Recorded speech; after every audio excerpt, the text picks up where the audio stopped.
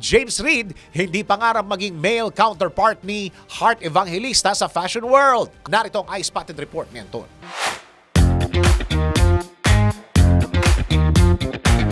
Para sa aking balitang showbiz, kasama na sa pinag-uusapan ngayon sa fashion world si James Reid matapos na dumalo ito noong January sa Men's Fashion Week sa Milan, Italy. Dumalo si James sa menswear shows ng kilalang luxury brand Louis Vuitton, Emporio Armani, Tod's at Fendi. Ayon sa aktor, nag-enjoy siya ng gusto sa kanyang pagdalo kung saan hindi lamang sa fashion show siya nag-enjoy kundi sa pagkain ng mga Italian food at pag-shopping. Ngunit sinabi ni James na bagamat na imbitahan na siya sa Paris Fashion Week, hindi naman umano niya masabing isa na siyang fashionista tulad ni Heart Evangelista.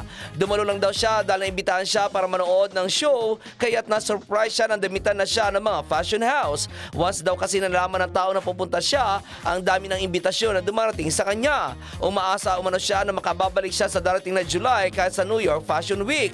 Ngunit bagamat natutuwa raw siya na dumalo sa mga fashion event, hindi naman daw niya masabi na siya na ang male counterpart ni Heart.